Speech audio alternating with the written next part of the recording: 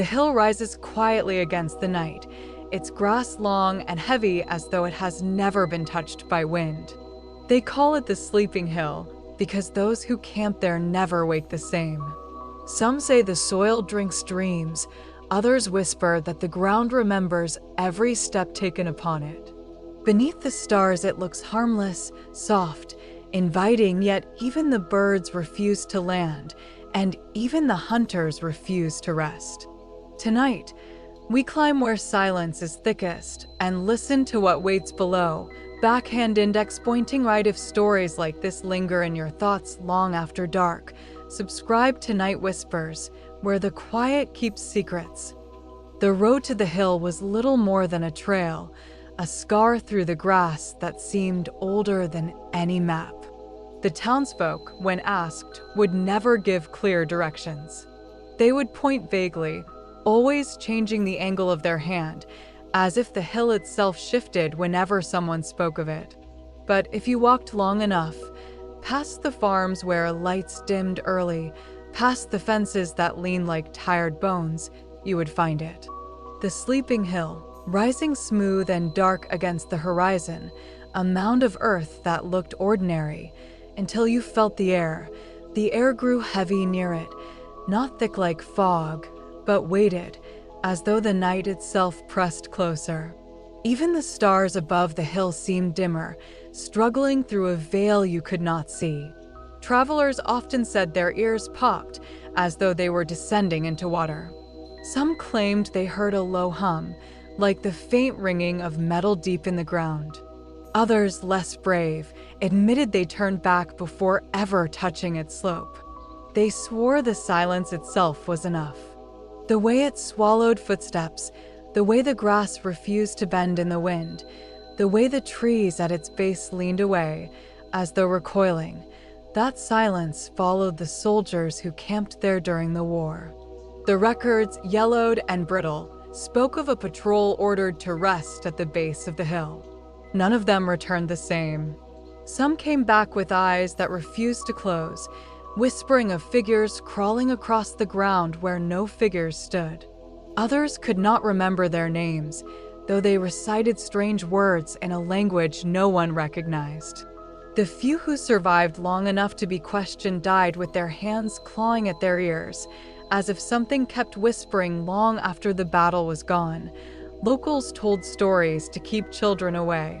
They said the hill was where the earth still breathed, that anyone who slept on it woke inside its dreams. No one could explain what that meant, but the warnings were always the same: never camp there, never stay through the night, and never close your eyes if you do. Of course, warnings are the surest way to invite the curious. And so, now and then, someone went missing. A hiker, a camper, a traveler taking a shortcut. Their tents were found, their fires cold, their belongings untouched. But the people, always gone, always without trace. I came to it on a night when the moon was half hidden, its light spilling in thin streams across the ground. The hill rose before me, quiet and unassuming, almost peaceful. From a distance it looked harmless, but the closer I drew, the more I noticed. My own footsteps did not sound the same. The crunch of gravel softened into a dull thud, as though the ground itself absorbed it. The insects, so loud just minutes before, grew quiet. Even my breath seemed too heavy, too loud, as though something might hear. The silence was not empty, it was listening. I set down my pack at the edge of the slope, where the grass grew unnaturally tall, reaching past my knees. It swayed without wind, shifting as though stirred from within. I hesitated, watching it move, wondering if it was only my imagination. Then I noticed the path, faint and winding, cutting a line up the hill. Not a trail worn by hikers, not a dirt road made by wagons, but something different. A depression, smooth and narrow, as if the earth itself had been pressed down again and again by something that did not walk like us. The night pressed colder. The stars overhead flickered, dimmed, and the moon itself seemed to pale. My lantern cast a circle of light, trembling with every movement, but beyond that circle the dark thickened, layered upon itself. I lit a small fire, though even the flames seemed to burn strangely here, low, reluctant, their sparks dying before they rose. And as the fire caught, I noticed something further up the slope. Shapes. Not people, not animals, but silhouettes. They were small, hunched, scattered like stones, yet wrong in the way they leaned, wrong in the way they seemed to tilt toward me, as though waiting. I blinked, and the slope was empty again. The shapes gone, the hill bare, the silence grew deeper, curling into my chest, pulling at my heartbeat until it matched its rhythm. The grass shifted once more, though the air did not move. And in that moment, I realized what all the stories meant. The hill was not silent. The hill was sleeping. Every sound, every step, every flicker of flame, it was breathing them in, curling them into its dream, holding them close. And when I lay back, just for a moment, just to rest my eyes, I swore I felt the ground stir beneath me, like something shifting in its sleep. The fire struggled against the air, its flames bending low, its smoke curling flat against the ground as though pressed down by an unseen hand. I sat close, listening to the crackle, but even that sound felt swallowed, eaten by the silence around me. The hill was not loud, not alive in the way a forest is alive. No owls, no crickets, no shifting branches. Only the faint hum, low and steady, running beneath the earth like a pulse. I tried not to notice it at first. I told myself it was my ears ringing, the aftertaste of a long day's walk. But the hum deepened when I leaned back, pressed my palm into the dirt. It rose faintly through the soil, warm where it should have been cool, vibrating into my bones. The ground itself felt awake, as though something enormous lay beneath, breathing in its sleep. The locals had said, "Never camp there." Their voices echoed in my memory now, sharp, urgent, the kind of warnings people repeat because they need to believe the words will protect them. Yet here I was, unrolling my blanket, setting my pack by the fire, trying to pretend this hill was just a hill. That the stories were just stories. The truth was, curiosity had pulled me here. Stories of vanishing soldiers, of campers who never woke the same. I wanted to see it myself. I wanted to know if the earth could truly hold dreams, if silence could speak louder than screams. But as the hours stretched, the night grew heavier. The moon dimmed behind a blanket of thin cloud, leaving only the fire's weak glow. My eyes kept sliding toward the path up the hill. That narrow depression, carved smooth, cutting toward the summit. I swore each time I glanced, it looked deeper, wider, as though something had walked it again, very recently, pressing the soil flat with feet that did not belong to people.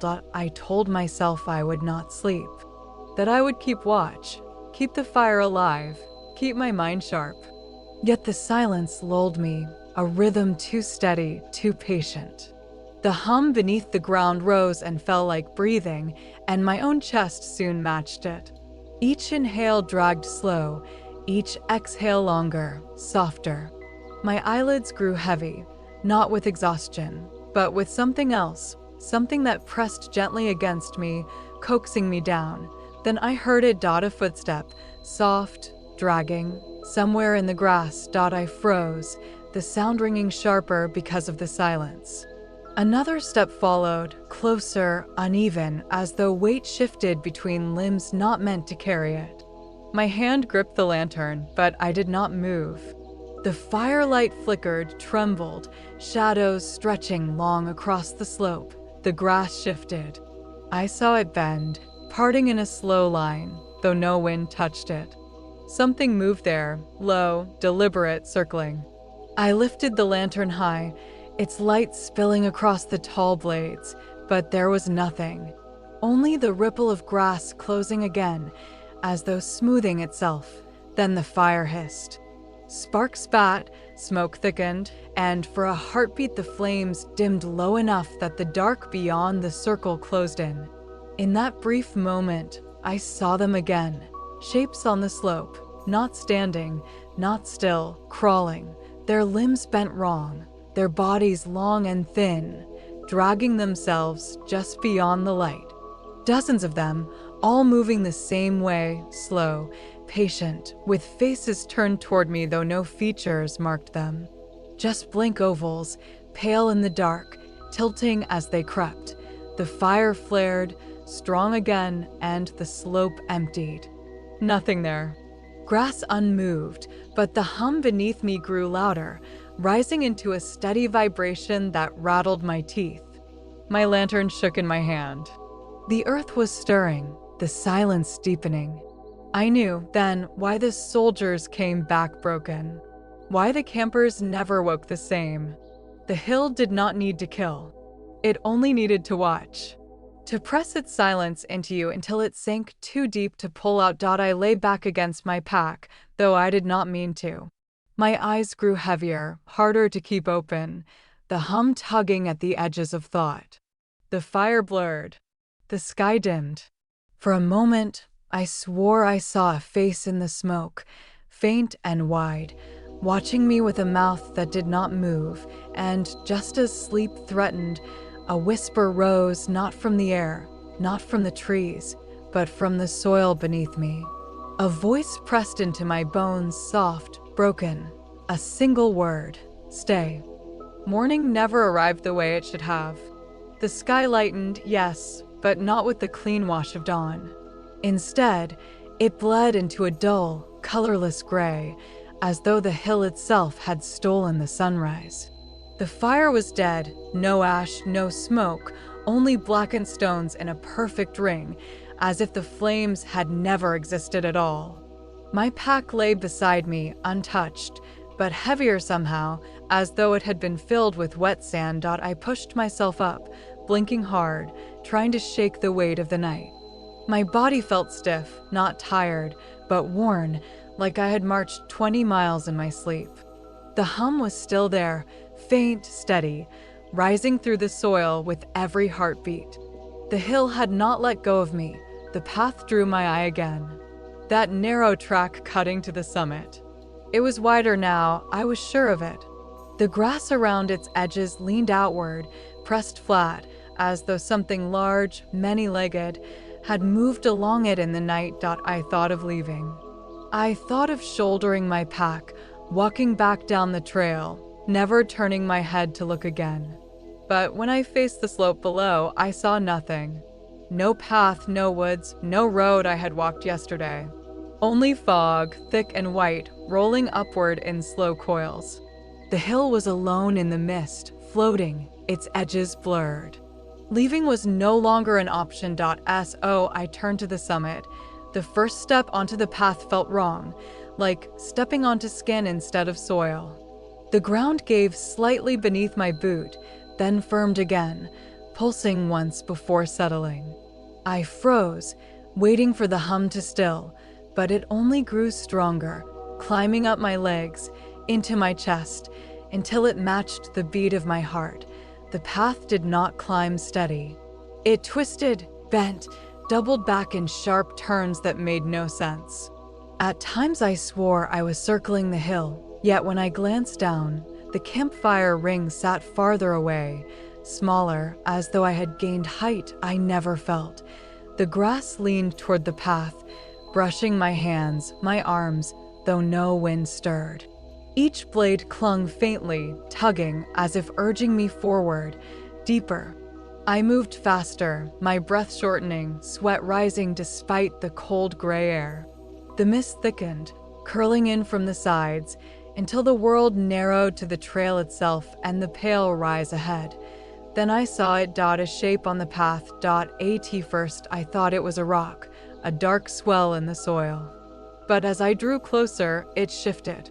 Not outward, not away, but inward, sinking deeper into the ground as though it had been waiting for me to notice.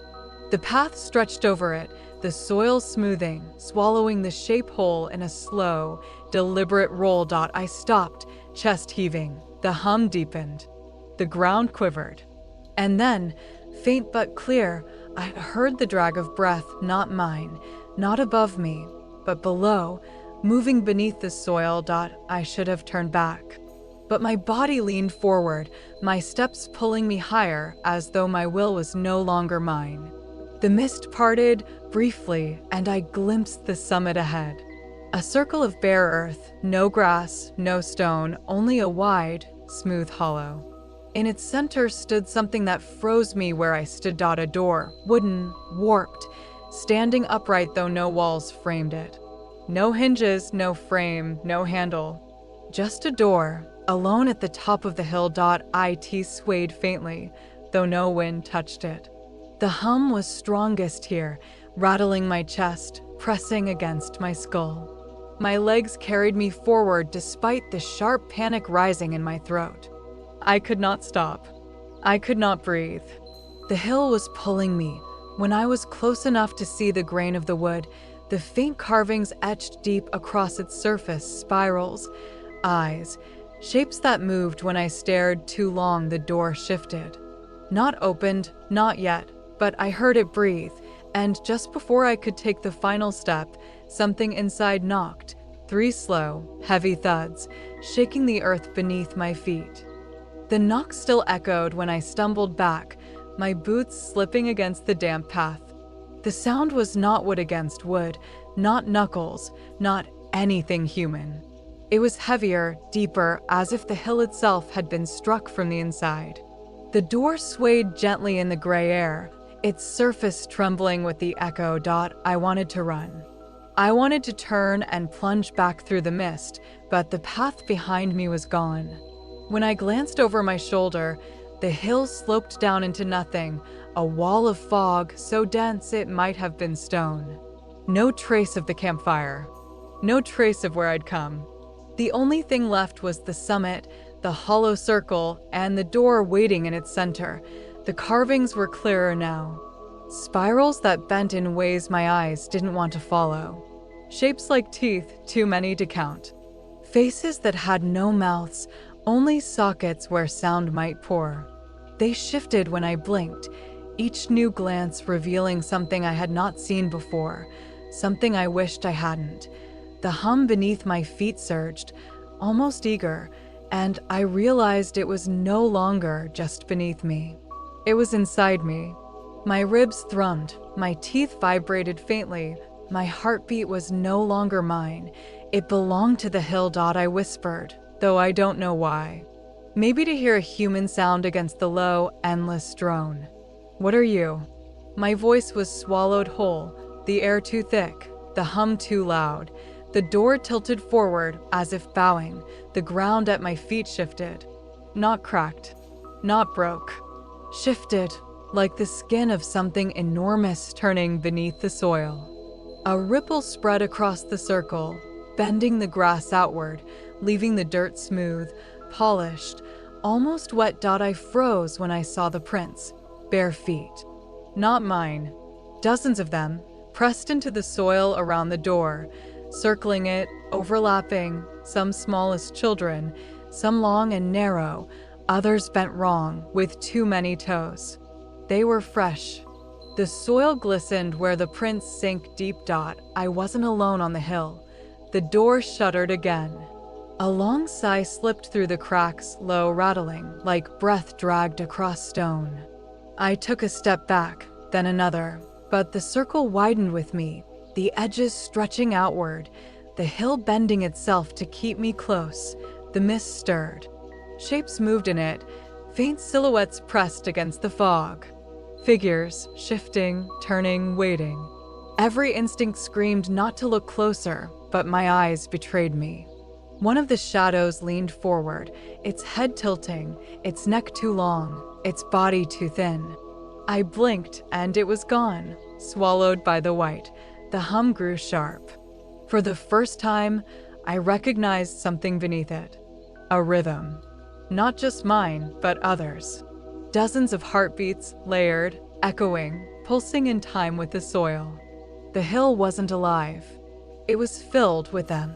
The door cracked open, not wide, just enough for a line of darkness to show, darker than the fog, darker than night, a void that swallowed the weak gray light around it. The air changed. It smelled of whetstone and rot, of cellars left sealed for centuries. It pulled at me, a slow inhale, as though something on the other side had scented me and was drawing me closer. My body swayed. My boots dragged across the soil. I fought it, heels digging in, breath tearing through clenched teeth, but the hill wanted me at that door. Then I heard them. Voices. Not loud, not sharp. Whispers. Dozens at once, layered, thin, calling from the dark seam. They didn't use words I knew, but I understood them all the same. A promise. A warning. A hunger. The door widened another inch. The soil around the base split, fine cracks appearing, curling outward like veins. A sound rose from within the gap, not human, not animal. Wet, heavy, a dragging movement that scraped against wood. The hum turned violent, rattling my bones, pressing me to my knees. The prints in the soil deepened, sinking lower as though the owners had stepped down, not up. The fog boiled, figures pressing closer, though none crossed into the circle, and then, through the narrow gap, something moved. Not a hand, not a face, but an eye. Enormous, lidless, pale as glass, staring out at me through the crack. It did not blink. It did not shift. It only looked, and in that gaze I felt the weight of 1,000 who had stood where I stood, who had never walked away again. The door shivered. The eye drew back. The darkness inside shifted, gathering itself, preparing. Then came the second knock. 3 more thuds. Louder. Closer. This time, the door didn't just tremble. The hill itself leaned with it. The knocks did not stop. They came in a steady rhythm, each strike deeper, heavier, as though the hill itself was being hollowed from the inside. The air quivered with each blow, dust drifting from nowhere, the grass flattening around me. I pressed my hands over my ears, but it made no difference. The sound was not only heard, it was felt, crawling through my ribs, rattling against my teeth. The door strained, its edges bleeding mist where cracks widened. From those seams leaked a glow, faint and sour, not light, but a color I could not name, something between green and gray, something that belonged beneath the earth, never above it. The glow pulsed with the knocks, swelling and shrinking as though the thing inside were breathing through the cracks. I staggered back, but the circle of prints followed, new depressions sinking into the soil with each step, fresh and wet, as though invisible feet moved in time with me. I tried not to look at them, but they spread so fast, overlapping, converging, circling, as though something unseen had risen from the soil and was pacing just outside my reach. Then, in the mist, I saw movement again. The shapes were closer, almost touching the edges of the circle. Not one figure this time, but many, tall and thin, bent at the shoulders, arms dangling too long. They pressed against the fog like moths against glass, their outlines warping, their heads tilting as one. Though the mist blurred their details, I could feel their eyes, dozens of them, fixed on me, waiting. The whispers returned, soft, layered, drifting from the door. They slithered over the knocks, threading between the strikes, voices of different tones, some high and brittle, some deep and ragged. They spoke in unison, a chorus of breath that licked the inside of my skull. I couldn't understand the words, not fully, but their intent was clear. An invitation, a command, a dare. The door shook harder, the wood groaning, splinters snapping from its frame though it stood without walls. The glow inside throbbed, bleeding into the mist, staining it faintly, until the fog itself began to shimmer. I took a step forward, not by choice. My legs moved as though guided, my body pulled toward that crack of lightless glow. My voice broke from me, a whisper that wasn't mine, trembling from my throat without consent. "I hear you." The knock stopped. Silence fell, so sudden it was deafening. Even the hum beneath the hill paused, as though holding its breath. The door stood still, trembling faintly in the quiet, the glow shrinking back into the seams. For a heartbeat, I thought it was over. Then the soil behind me shifted, slow, dragging steps, barefoot, heavy, pressing into the earth with wet sounds. I spun, but the mist was dense, nothing visible, yet the sound came closer, circling, pacing. The prints at my feet deepened, filled again, step after step, until it felt as though the entire hill was walking in place, restless, waiting. I shouted then, desperate, raw. "What do you want?" The answer came not in words, but in rhythm. The knocks returned. Not from the door. From the ground. The soil beneath me thundered, hollow, booming as though fists the size of trees were striking from below. The hill itself was the drum, and I was standing at its center. Each strike lifted me, the vibrations throwing dust and pebbles into the air, the circle widening with cracks that spread outward like veins. The door creaked open wider. Not much, but enough for the glow to spill fully, pouring in a thin stream across the soil toward me. Wherever it touched, the ground darkened, grass withering, prints filling deeper, until it seemed the hill itself bowed toward the opening. From the glow came shapes, faint, half-formed, reaching hands pressed against the air, grasping, clawing, but never crossing the threshold. They flickered in and out like reflections on broken glass. Their whispers grew louder, no longer scattered, but clear, almost words in a tongue I knew. They said only one thing: join. The figures in the mist pressed closer, their heads snapping in sudden jerks, limbs twitching, waiting for me to move. The ground knocked again, louder, the cracks spreading farther, soil shifting beneath me as though something vast was crawling upward, something that had been sleeping just below the roots. The air thickened, damp and cold, tasting of rot and rust. My breath came in ragged bursts, and I realized I was leaning forward, not resisting, as though my body had chosen for me. The door groaned, opening another inch. A sound leaked through, wet, dragging, a scraping shuffle that grew louder, closer. Whatever had knocked wanted more than my attention.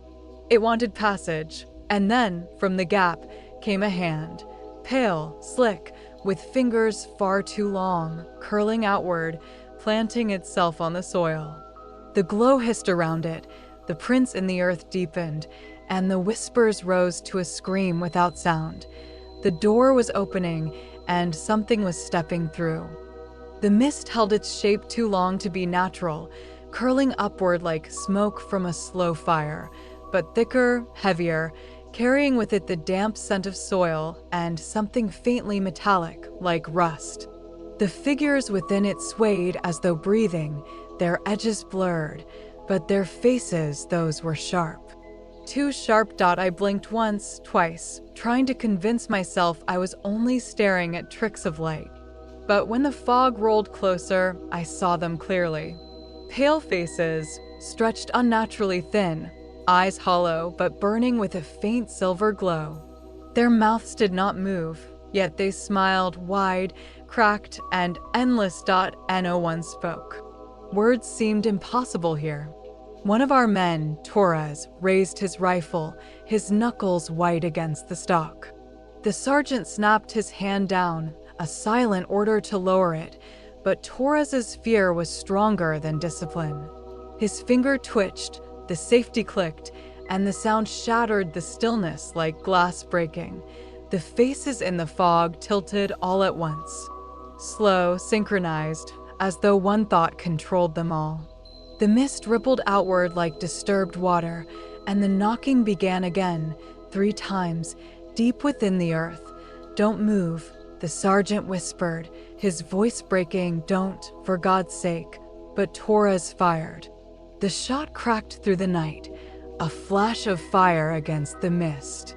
For a moment, silence followed, thick and suffocating. Then the fog pulsed, rushing toward us like a wave. The faces were closer now. Too close. I could see the cracks along their skin, veins of black splitting like lightning across pale flesh. They leaned in without stepping, without moving their legs, as though the fog itself carried them forward. Back, the sergeant barked, but his order was swallowed by the sound that followed. Not the knocking, not this time. Laughter. A thin, dry, papery sound, like leaves scraping together in a storm. It poured from every direction, surrounding us, filling the trees, curling down our spines. The fog rose higher, swallowing the canopy, the stars, even the moon. Our circle of light from the lantern barely held, flickering as though choking on the mist. My breath caught in my throat, and I realized something terrifying. The faces weren't strangers. They were us. Each figure bore features we recognized, half-formed, twisted copies of our squad, eyes dim, jaws slack, staring like mirrors warped in nightmare glass. One looked like Torres, one like the sergeant, one like me.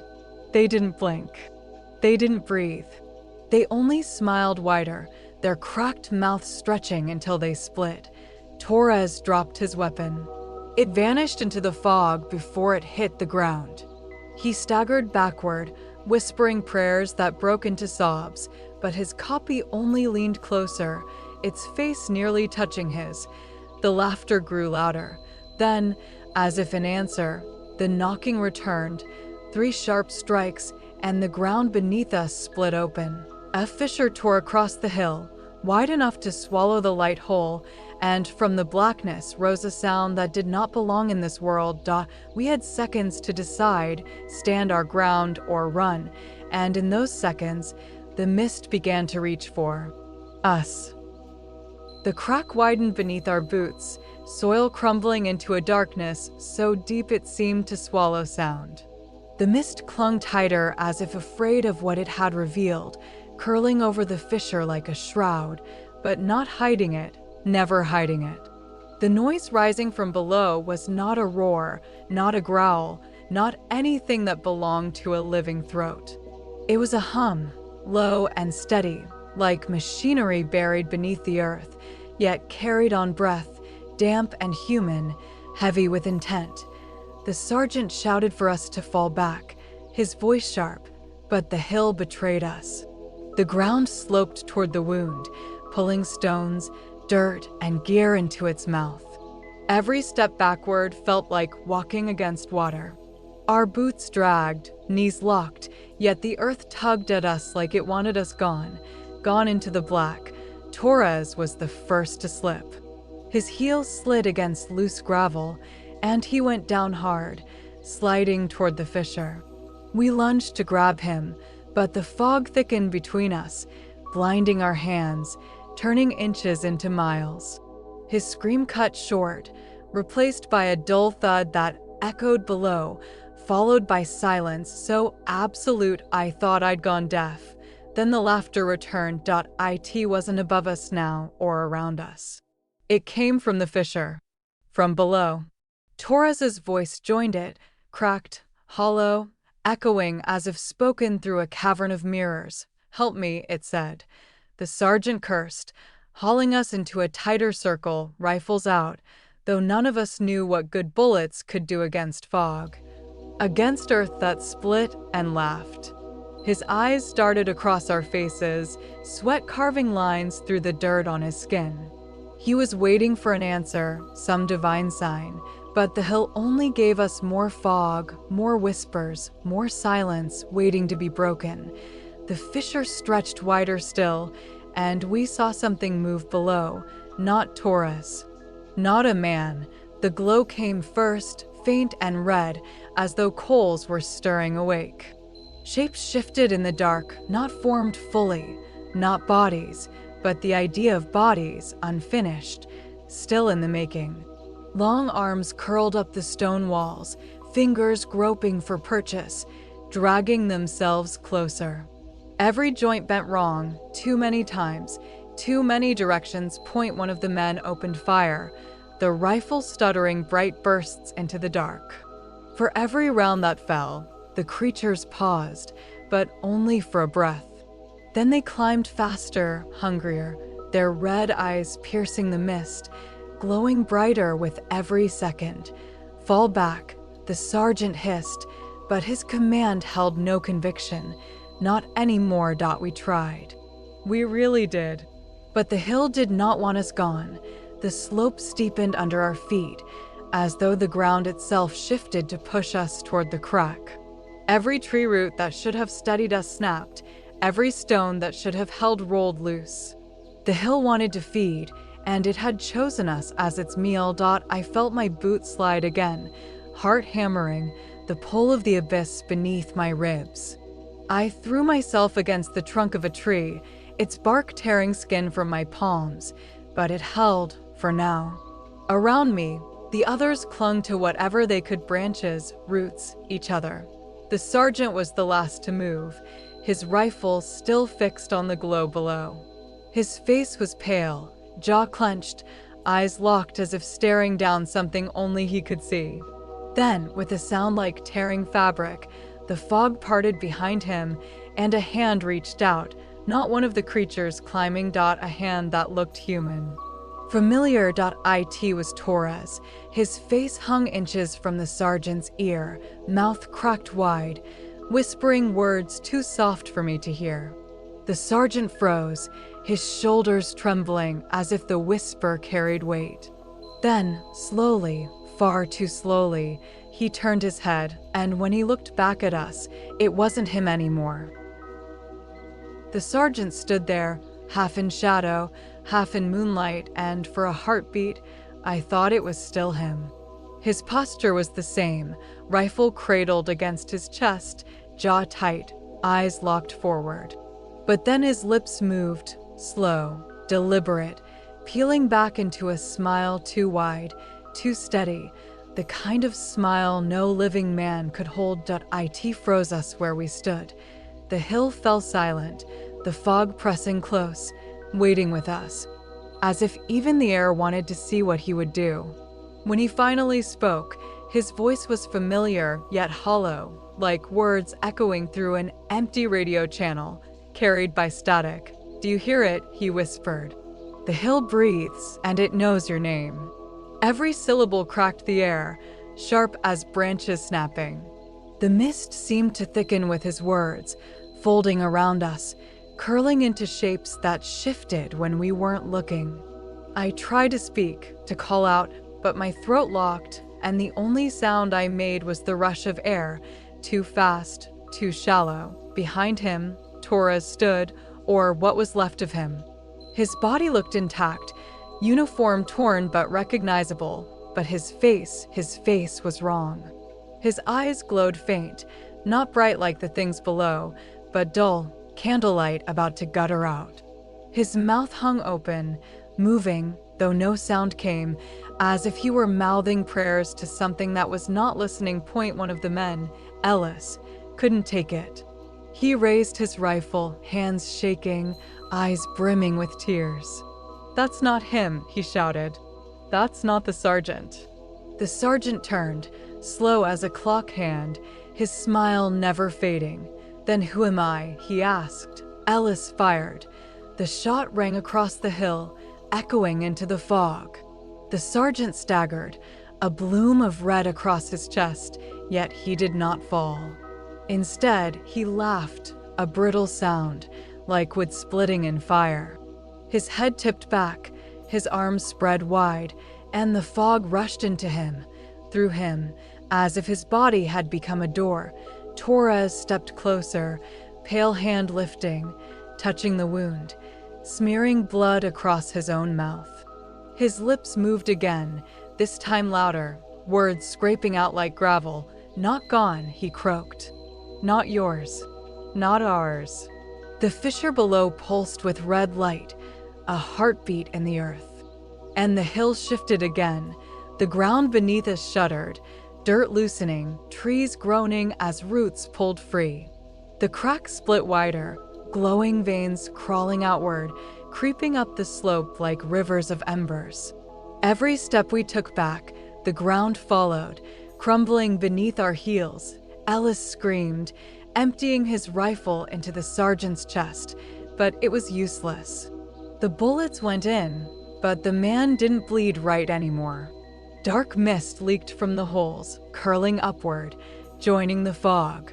His smile never broke, not once.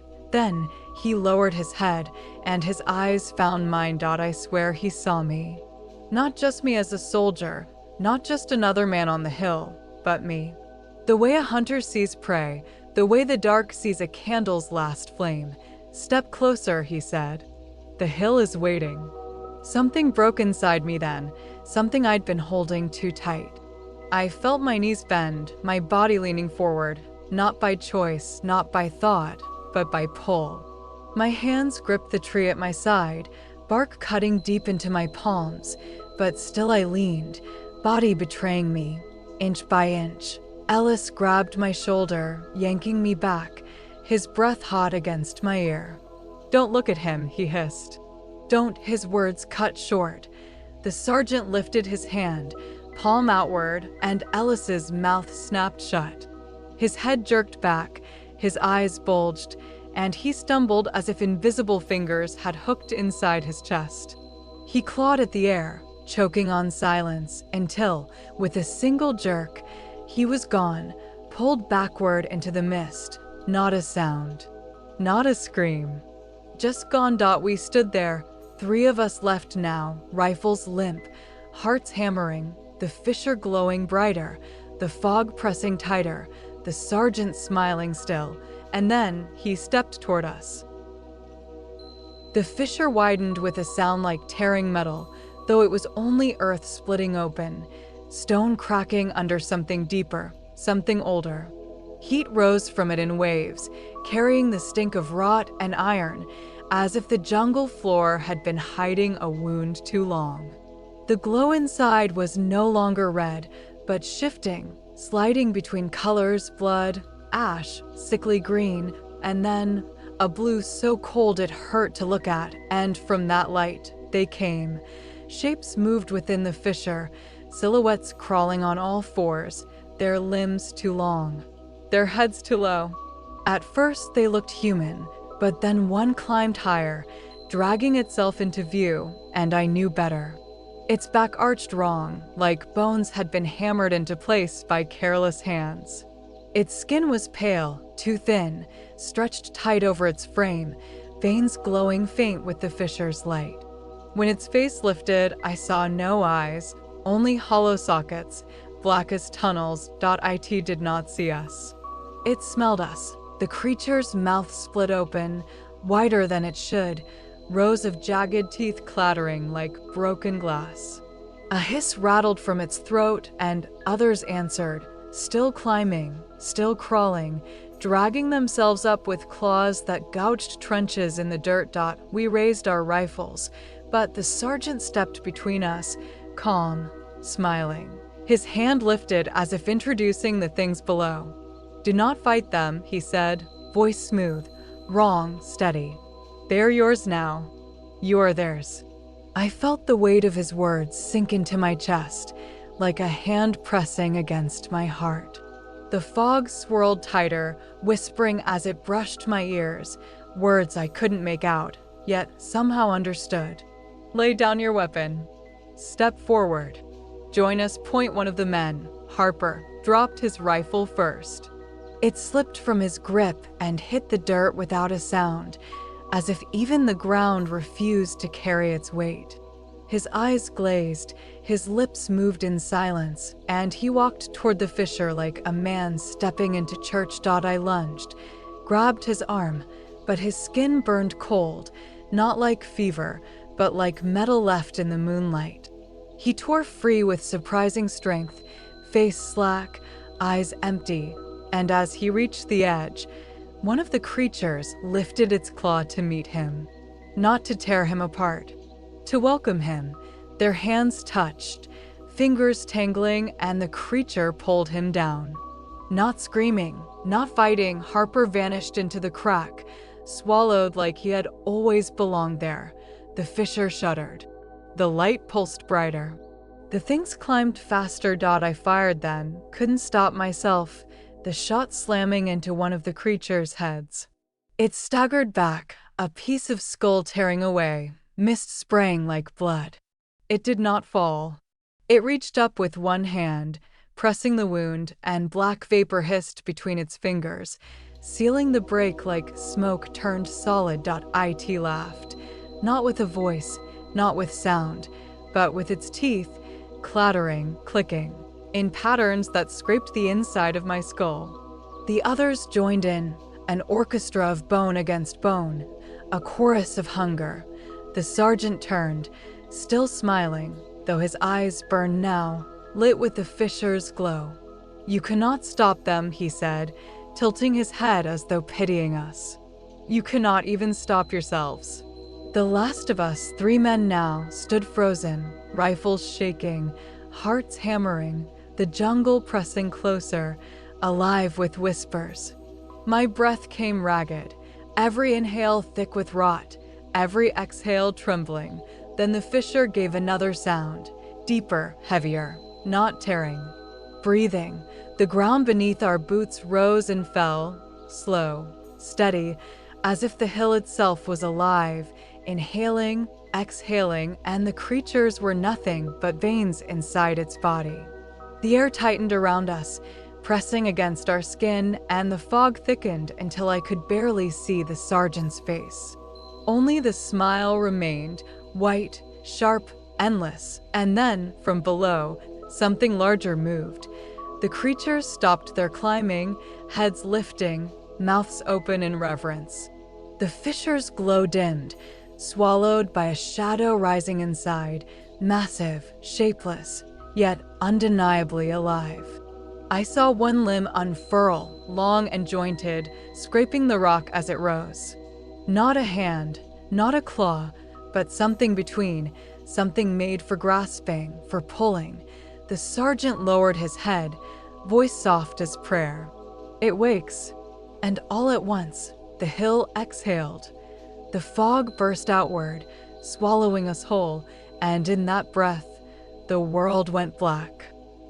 When the blackness lifted, it was not dawn, not night, not anything I had known before. The sky above was gray, a shifting canvas of smoke and cloud, with no stars, no moon, no sun.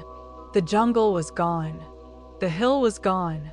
Only the fisher remained, a wound in the earth, bleeding light, pulsing as though it were the heart of something vast and unseen. I stood alone. The others were gone. Harper swallowed willingly. The sergeant, taken long before, though I had not seen it until the end. The rest, torn between fear and whispers, vanished into fog. Only my rifle remained, heavy in my hands, though I knew it was useless now. The fissure widened again, a slow stretching sound, and from it, the creatures crawled. Not in 2s or 3s, but in hundreds, spilling out like insects, pale bodies glistening in the shifting light. Their mouths clattered, their hollow sockets turned toward me, though I knew they could not see. They didn't need to. They knew me, and still, I did not run. Something held me in place, stronger than fear, sharper than instinct. The hill breathed, and I breathed with it. My heart kept pace with its rhythm, every thump in my chest answering the pulse below. I was not separate anymore. I was part of it. A shadow rose from the fissure, larger than all the others, taller than the trees that no longer stood. Its limbs stretched wide, jointed wrong, bending like branches in a storm. Its body was neither solid nor vapor, but something between, flesh shifting like smoke. When it moved, the creatures knelt, heads lowered, jaws still clattering in reverence. I knew then. This was no hill. This was no place. This was a body. We had camped, we had slept on its skin, never knowing. The fissure was its mouth, its breath, its call.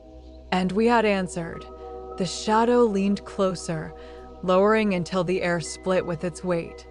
Though it had no face, no eyes, I felt its gaze pierce through me. It did not speak. It did not need to. Its voice was inside me, low, endless, carrying across every bone in my body. You stayed. My knees buckled. My breath caught. My mind screamed to deny it, but my body obeyed. I fell forward, hands sinking into soil that wasn't soil, but skin, warm, pulsing, alive. The voice came again, softer now. You belong, and I believed it. The rifle slipped from my hands. My arms shook, but I did not lift them to fight. Instead, I reached down, pressing my palms deeper into the living ground, feeling its pulse, letting it rise into me. The fog wrapped tighter, curling around my face, slipping into my mouth, my lungs, until breathing was no longer mine, but ours. Somewhere far away, a memory fought to surface, the sound of waves, the smell of salt, the laughter of men before deployment. A life that had been mine. But the hill swallowed it, just as it swallowed everything. The shadow leaned closer still, and when it touched me, I felt my skin burn cold. Not fire, not pain, transformation. My bones stretched, my spine arched, my arms pulled longer, my fingers sharpened. The change came slow, but sure, unstoppable. The clattering grew louder around me, not only theirs, but mine. My teeth struck against each other, clicking in rhythm, singing the same hollow hymn. I tried to scream. No sound came. Only the clatter, only the song. The fissure glowed brighter now, lighting the skyless world in pulses, each one syncing with my heart, each one pulling me deeper into the breath of the hill. The creatures gathered, circling, their heads lifting to watch me change, to welcome me among them. And in the shifting gray above, I saw movement. Not stars, not light. Eyes, dozens, hundreds. Watching. Not from the fissure, not from the ground, but from the sky itself, pressed close as though the heavens were only another layer of skin, stretched thin, with everything behind it awake, alert and waiting. The sergeant's voice whispered through the fog, though he was nowhere to be seen. The watch never ends, he said. We are the hill. We are the breath. We are the patrol. The last of my humanity cracked inside me, fragile as glass.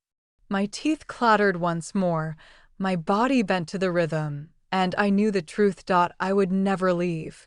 The hill had taken me, and when the next squad came, lost in fog, tired from their march, seeking a place to rest, I would be waiting.